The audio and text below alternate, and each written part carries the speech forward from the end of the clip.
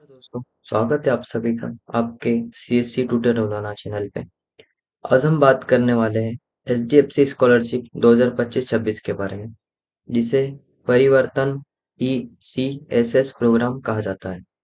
अगर आप school, college या प्रोफेशनल कोर्स कर रहे हैं और पैसों की दिक्कत है, तो यह स्कॉलरशिप आपके लिए बहुत मददगार रह सकती है। चलिए पहले हम इस स्कॉलरशिप के बारे में जान लेते हैं।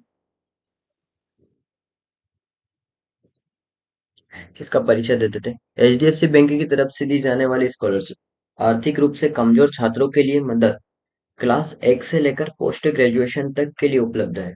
ठीक है। इसकी योग्यता क्या क्या हो सकती है हम बता दें। भारतीय छात्र होना चाहिए, पिछली परीक्षा में कम से कम 55% अंक के साथ पास होना चाहिए। परिवार की वार्षिक आय 2.5 लाख रुपए से कम 2.5 लाख रुपए से कम या 2.5 लाख होनी चाहिए। यदि पिछले 3 वर्ष में कोई क्राइसिस हुआ हो, तो क्राइसिस का मतलब ये होता है, यदि आपकी फैमिली में से उसकी डेथ हो गई हो जो कमाता था, जिसके थ्रू इनकम होती थी, इनकम सोर्सेज, या फिर किसी की नौकरी चले जाना, घर से बिछड़ जाना, इस प्रकार से जो भी घटनाएं घटती है, इसे क्राइसिस में काउंट किया जाता है। स्कॉलरशिप की राशि क्या होने वाली है।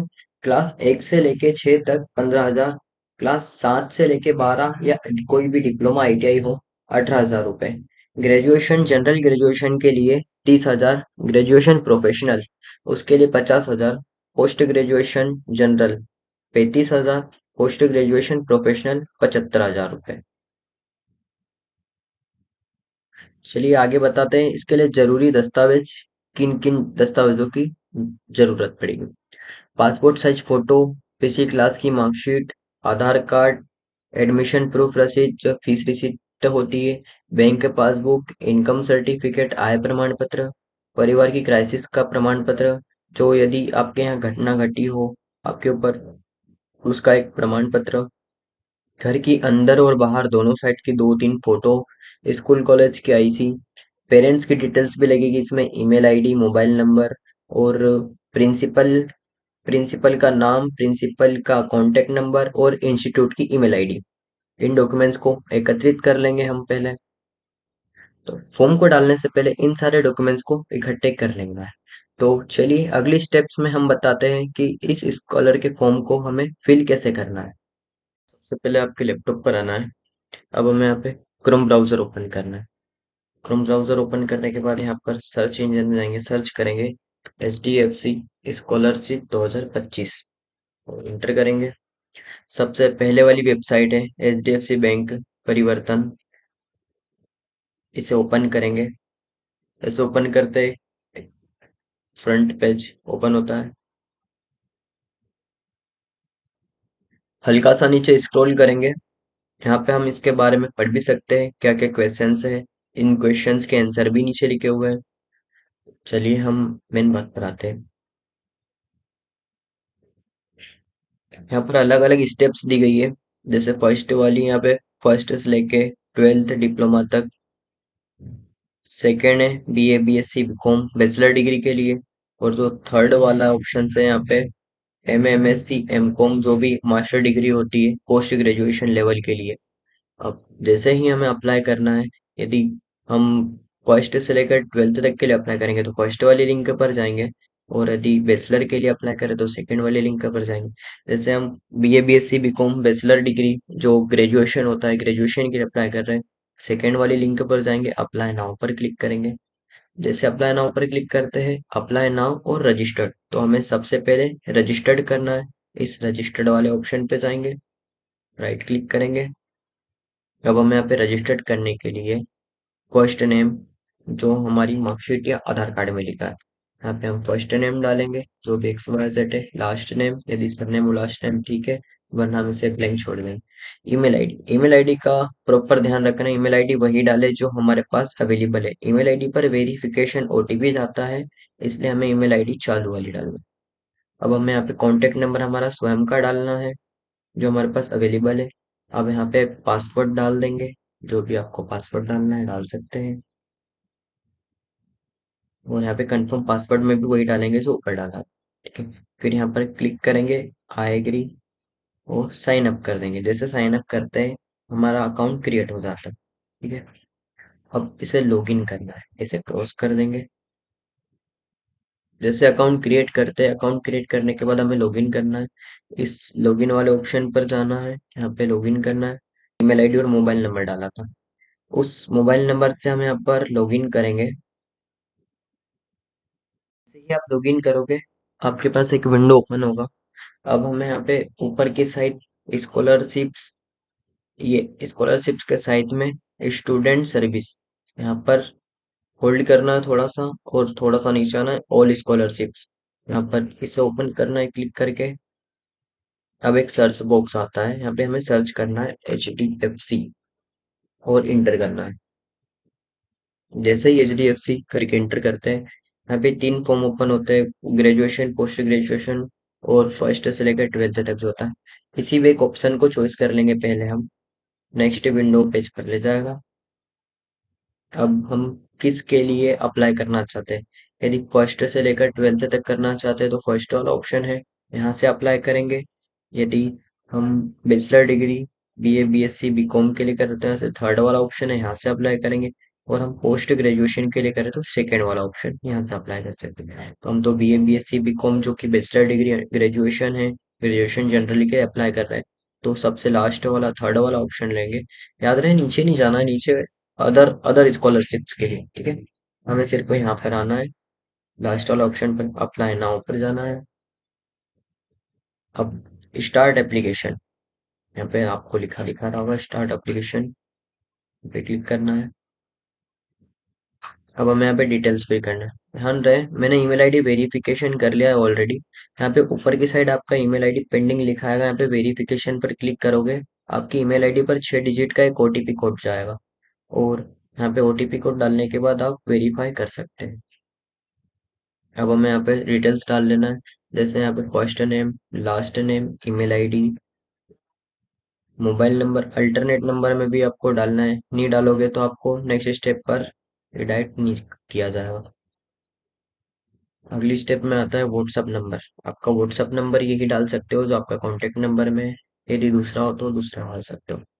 आपकी डेट ऑफ बर्थ 10th में देख के डालना है, मेल है तो मेल।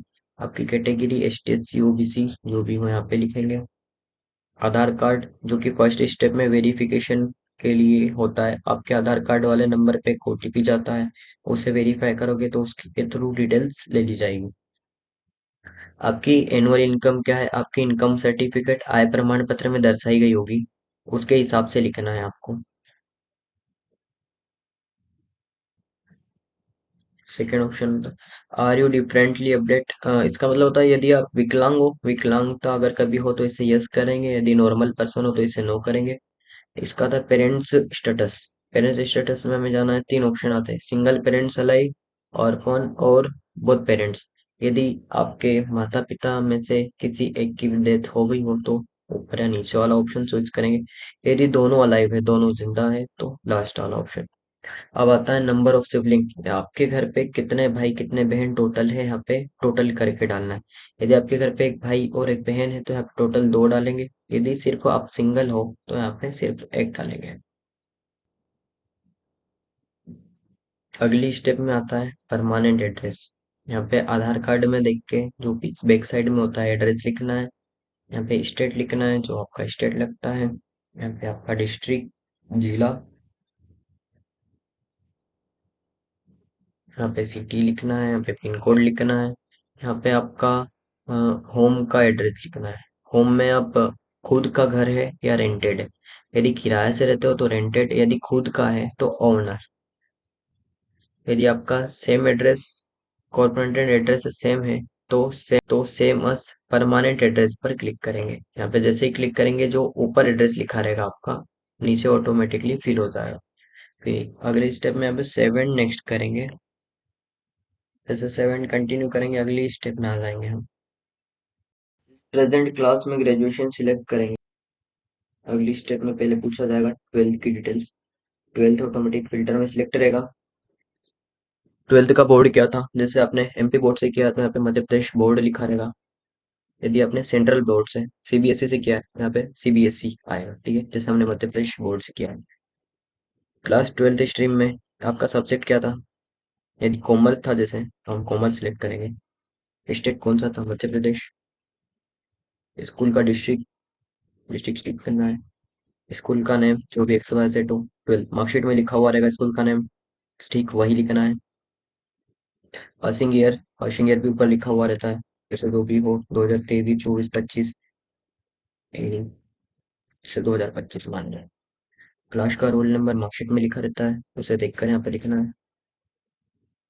मार्क, आपका टोटल पूर्णांक प्राप्तांक, मार्क ऑप्टेंड में प्राप्तांक आएगा तो हमें कितने अंक प्राप्त हुए। ठीक है, जो भी हो यहाँ पे लिख देंगे, जैसे 300। वो टोटल पूर्णांक 500 था, ये हमारा 60% निकल कर आ गए। यदि आपका 54 भी होगा तो यहाँ पर आप एलिजिबल नहीं हो पाओगे, आपको ऑटोमेटिकली बाहर कर दिया जाएगा। जैसे सेव करना है और ओके करना है। अब अगली स्टेप में इसके आगे जैसे हम कंप्लीट करते जाएंगे, स्टेप्स यहाँ पे कंप्लीट लिखा है, यदि एक भी स्टेप पेंडिंग में रहेगी ना तो हमारा फॉर्म सबमिट नहीं कर पाएंगे। अब ग्रेजुएशन वाली पे जाना है। ग्रेजुएशन में कौन सी डिग्री कर रहे हैं, जैसे हम यहाँ पे ये रहा बीकॉम जो कि जनरल कोर्स के अंदर आता है। ग्रेजुएशन कोर्स ड्यूरेशन कितने साल का है? ये 3 साल का कोर्स है। इंस्टीट्यूट टाइप, यदि हम गवर्नमेंट कॉलेज से करें गवर्नमेंट, प्राइवेट से करें तो प्राइवेट। यदि गवर्नमेंट प्राइवेट जो पार्टनरशिप में कॉलेज होती है उससे कर रहे हो तो गवर्नमेंट एडेड से होगा। ठीक है, हम जैसे गवर्नमेंट कॉलेज से कर रहे हैं गवर्नमेंट सेलेक्ट करेंगे। ग्रेजुएशन कोर्स एकेडमिक ईयर, हम अभी फिलहाल में कौन से ईयर में है? यदि हम फर्स्ट ईयर में पढ़ रहे हैं तो फर्स्ट ईयर सिलेक्ट करेंगे। आप graduation current academic same first year में पढ़ रहे हैं तो फर्स्ट सेम होगा। ठीक है, यदि आपका सेम वाइज हो, फर्स्ट ईयर में सेकंड सेम चल रहा हो तो आप सेकंड सेम सिलेक्ट कर सकते हो।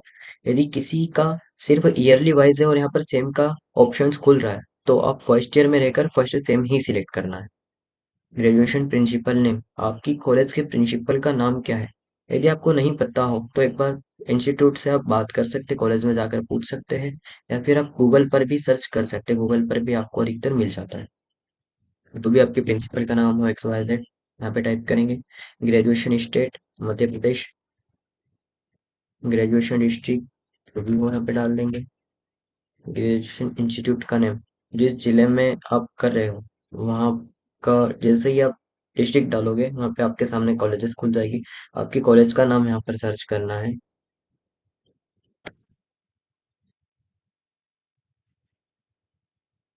जब आप कॉलेज का नाम सर्च करोगे, आप आपके इंस्टीट्यूट का ईमेल जो भी रहता है यहाँ पे आपको डालना है। इंस्टीट्यूट का फोन नंबर, प्रिंसिपल का या फिर आपकी इंस्टीट्यूट का प्रोफेशनल कांटेक्ट नंबर होगा, आप इसको इंस्टीट्यूट से ला सकते हो परमिशन लेकर, और यहाँ पर एक डाल सकते हो। जो भी नंबर रहता है यहाँ पे डालना है आपको। एकेडमिक ईयर की फीस, आपकी टोटल एकेडमिक ईयर की फीस कितनी है 2025-26, यदि आप जिस भी सेम या जिस भी ईयर में अभी करंटली में हो उस ईयर की फीस कितनी है। जो भी फीस हो, हमें जैसे 15,000 20,000, अच्छा मान लो 15,000 है हमारी टोटल फीस, 15,000 डाली। Mode of course, full time या पार्ट टाइम है, अधिकतर फुल टाइम ही करते हैं तो फुल टाइम करना है। Mode of study, daily scholarship मिलती है आपको, स्कॉलर जो भी मिलती हो, day scholar, hostel, distance learning, जो भी आपके पात्र रखते हो यहाँ पे वैसे सिलेक्ट करना है। वैसे अधिकतर डे स्कॉलर ही सिलेक्ट करेंगे। ग्रेजुएशन पासिंग ईयर, हम अभी फर्स्ट ईयर में हैं तो पिछले 3 साल में हमें कौन से ईयर में पास हो जाएंगे, जैसे मान लो 2027 या 28 में पास आउट हो जाएंगे, 2027 सिलेक्ट करते हैं, सॉरी 2028, अभी हम फर्स्ट ईयर में 2028 सिलेक्ट करेंगे। अब सेव करना है, अगली स्टेप में जाएंगे, वापस से ऊपर जाना है। हमने ग्रेजुएशन की डिटेल्स फिल की थी, कंप्लीट हो गया है। अब फैमिली मेंबर्स की डिटेल्स डालना है यहाँ पे इनकम प्रूफ के लिए, जैसे हमारी इनकम हमने 30,000 दर्शाई थी। अब यहाँ पे ऐड करेंगे, जैसे फादर का नाम आएगा फैमिली मेंबर में, फादर का नाम डालना है यहाँ पे एक्स वाई जेड करके, जो भी है आपके पापा का नाम। यहाँ पे पिताजी का कॉन्टेक्ट नंबर आएगा, यहाँ पे पापा का कॉन्टेक्ट नंबर डालना है, और यहाँ पे एनुअल इनकम डालना है। यहाँ पे रिलेशन में फादर सेलेक्ट करना है। क्वालिफिकेशन, आपके पापा ने यदि कुछ भी ना किया हो तो केजी में आएगा। आपके पापा क्या करते हैं, फार्मर, ड्राइवर, गवर्नमेंट एम्प्लॉय, जो भी आपके पापा इसमें से करते हो वो सिलेक्ट करना है, फिर सेव कर देना है। सेव करके आगे जाते हैं, फिर सेव एंड कंटिन्यू। अब आती है अब बारी आती है डॉक्यूमेंट्स अपलोड करने की। सबसे फर्स्ट स्टेप में passport size photo, second step में आइडेंटिटी बोथ साइड, जो कि आधार कार्ड होता है। यदि आपके पास छोटा आधार कार्ड है तो आगे और पीछे दोनों साइड का एक पीडीएफ बना लेना है। पीडीएफ बनाने के बाद यहाँ पे अपलोड करना है, डायरेक्टली अपलोड हो जाता है, इस साइट में कोई भी दिक्कत नहीं आती है। फिर आती है 10th की मार्कशीट, 10वीं की मार्कशीट अपलोड करना है। फिर आती है 12th, फिर प्रोविजनल क्लास मार्कशीट। यदि आप फर्स्ट ईयर में अभी ही जस्ट गए हो तो आपको 12th की मार्कशीट ही अपलोड करना है, यहाँ पे घबराए नहीं, यहाँ पे 12th की मार्कशीट अपलोड करना है। Latest school college fees receipt, यदि आपने अभी एडमिशन लिया हो और जो भी ऑनलाइन वाली फीस रिसिप्ट है उसकी उसको स्कैन या फिर फोन में पीडीएफ बना के यहाँ पे अपलोड कर सकते हैं। स्टूडेंट आईडी प्रूफ, यदि आपको कॉलेज से आईसी मिला हो तो आईसी, यदि आपको कॉलेज से आईसी ना मिला हो तो आप यहाँ पे फीस की रिसिप्ट भी वापस लगा सकते हो इसी में। फैमिली इनकम में आय प्रमाण पत्र, जो कि पापा के नाम का बना होगा, पापा के नाम का आय प्रमाण पत्र अपलोड करना है। बैंक पासबुक, जो जिस भी बैंक में आपका अकाउंट है उसकी पासबुक यहाँ पे अपलोड करना है। अब बारी आती है होम पिक्चर की। आपको बता दिया जाए कि होम की पिक्चर कैसे अपलोड करना है। एक तो सबसे पहले बाहर निकल के, बाहर से इस प्रकार से थोड़ा दूर से फोटो ले लेना, ये तो थोड़ी पास से है, आप थोड़ा दूर से लेना। और एक फोटो अंदर से, एक दो फोटो अंदर से ले लेना। और तीनों फोटो का पीडीएफ बना के आपको इस वेबसाइट पर अपलोड कर देना है, ब्राउज करके यहाँ से हम अपलोड कर देंगे। अपलोड कर देने के बाद यदि आपके पास क्राइसिस का सर्टिफिकेट है, जो हमने वीडियो की स्टार्टिंग में बताया था, जो कि हमने वीडियो की स्टार्टिंग में बताया था, तो हम यहाँ पे अपलोड करेंगे। यदि नहीं हो तो फिर भी हम अप्लाई कर सकते हैं। चलिए होम पे डॉक्यूमेंट्स अपलोड करने के बाद सेव एंड कंटिन्यू करना है।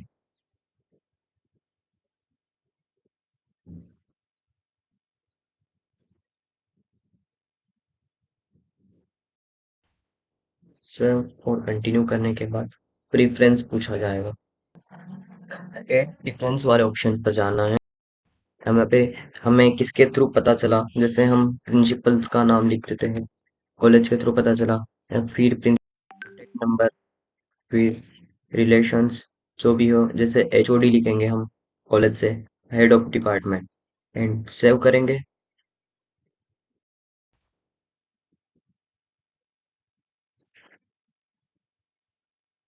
जैसे ही सेव करते हैं, अब हमें बैंक डिटेल्स फिल करना है। यहाँ पे एड बैंक डिटेल्स वाले ऑप्शन पे जाना है। अकाउंट होल्डर ने बैंक अकाउंट आपके नाम पर है, यहाँ पे आपका नाम लिखना है। अकाउंट नंबर लिखना है, जो कि आपका अकाउंट नंबर है। यहाँ पे आपकी बैंक का आईएफएससी कोड डालेंगे, जो भी बैंक का आपका आईएफएससी कोड है। जैसे बैंक का आईएफएससी कोड आप डालोगे, यहाँ पे आपकी बैंक का नाम और ब्रांच नेम आ जाएगा।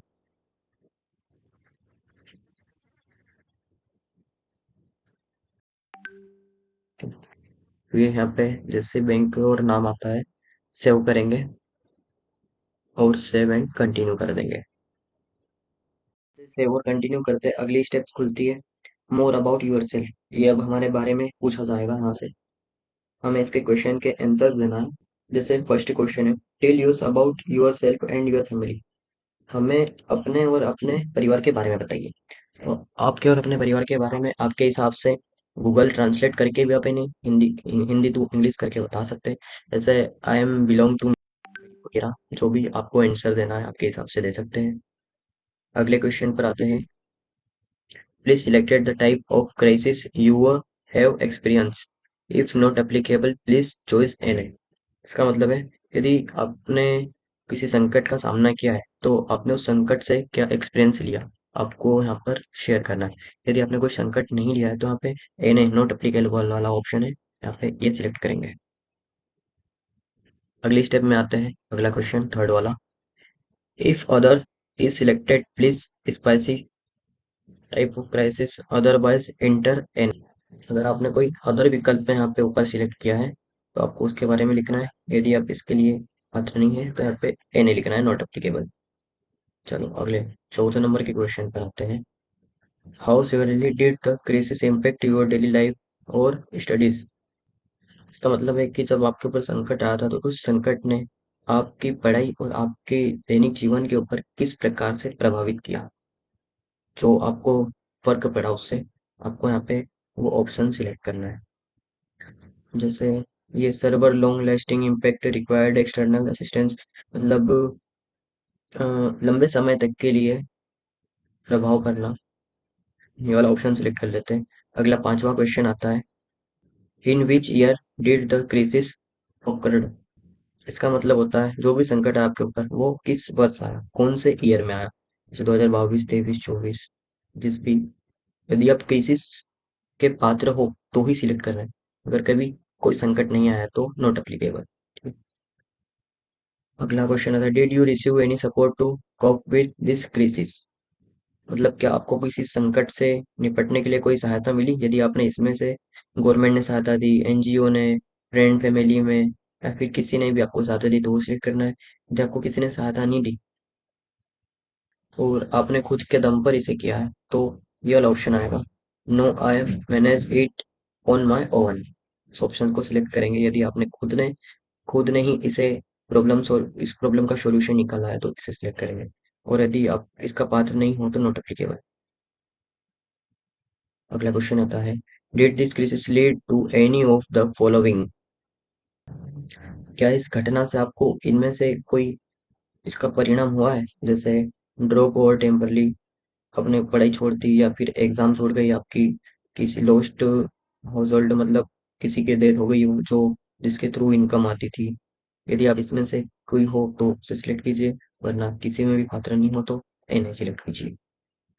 If others is selected please specify, यदि आपने कुछ अदर ऑप्शन सिलेक्ट किया है ये अदर वाला तो यहाँ पे उसके बारे में लिखेंगे, यदि नहीं किया है तो हम ए नहीं कर देंगे, not applicable. Have you factor in kind of medical इनलेसिस डिसेबिलिटी? क्या आपने किसी बीमारी का सामना किया? यदि किया हो तो यस कीजिए, वरना नो कीजिए। If yes please provide the details of medical illness, यदि आपने यहाँ पे यस किया है तो किस किस मेडिकल या फिर क्या क्या सामना करना पड़ा उसके बारे में आपको नीचे लिखना है। How did you get the now about the scholarship? इसका मतलब है आपको इस छात्रवृत्ति के बारे में कैसे पता चला, जैसे न्यूज़पेपर में पढ़ा हो, सोशल मीडिया से पता चला हो, स्कूल कॉलेज से, जैसे सोशल मीडिया से पता चला, ठीक है। सोशल मीडिया सेलेक्ट करेंगे। Are you getting support from any other governments of private scholarship? If yes please mention name, यदि आपको किसी और गवर्नमेंट स्कीम के थ्रू या प्राइवेट स्कीम के थ्रू आपको स्कॉलरशिप मिल रही है तो उसके बारे में हमें आपको बताना है। यदि हमें नहीं मिल रही है तो यहाँ पे नोट अप्लीकेबल करके छोड़ देना है। If you are shortlisted, we might contact you for physical verification based on details provided in the application form. Please give consent. इसका मतलब होता है यदि आप सिलेक्टेड होते हो तो उन्हें आपके फिजिकल वेरिफिकेशन के लिए आना पड़ेगा। आपके और संपर्क में आ सकते हैं, घर पे भी आ सकते हैं, आपके विलेज में आ सकते हैं आपसे कांटेक्ट करने के लिए। तो यहाँ पे आई एग्री करना है। प्लीज शेयर योर एड्रेस, यहाँ पे हमें एड्रेस सिलेक्ट करना, एड्रेस शेयर करना है, हम कहाँ पर निवास करते हैं, हम फिजिकल वेरिफिकेशन कहाँ पर दे सकते हैं, ये हमारा घर देखने वगैरह आ सकते हैं।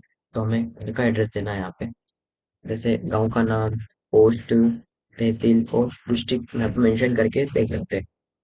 ठीक है, अगली स्टेप में आते हैं। लास्ट क्वेश्चन है, have you attend the any mentorship session? If yes share details, if no will you interested in it? यदि आप इसमें इंटरेस्टेड हो तो यस कीजिए, वरना नो कर सकते हो। इन सब के बाद में हमें सेव एंड कंटिन्यू करना है। ऊपर दिए गए विकल्प में से यदि आपको किसी में डाउट हो तो आप अधिकतर नॉट अप्लीकेबल एने वाला यूज कर सकते हो। और नीचे आना है, इन सारे चेक बॉक्स पर राइट कर देना है और फिर प्रीव्यू, प्रीव्यू पे जैसे ही क्लिक करेंगे हमारा फॉर्म हमारे सामने ओपन होकर प्रीव्यू हो जाएगा। अब हम यहाँ पे डिटेल्स चेक कर सकते हैं, यदि कुछ गलत हो तो हम अभी सबमिट करने से पहले एडिट एप्लीकेशन फॉर्म पर क्लिक करके एडिट कर सकते हैं। जैसे ही हम इसे चेक कर लेंगे, साइड में एक ऑप्शन आता है सबमिट वाला, इसे सबमिट पर क्लिक करके हम इस फॉर्म को सबमिट कर सकते हैं। जैसे सबमिट करेंगे हमारा फॉर्म सक्सेसफुली सबमिट हो जाएगा। इसके बाद हम हमारे सामने एप्लीकेशन नंबर जनरेट हो जाएगा और किसी के पास, इसके बाद अगली स्टेप्स है, अब बड़ी फोर एप्लीकेशन का नाम है। उसे डाउनलोड करने के बाद आपने जो कॉन्टैक्ट नंबर और ईमेल आईडी दी थी, ईमेल आईडी से और जो पासवर्ड आपने डाला था उसे लॉगिन करने के बाद वीडियो केवाईसी करना होगी।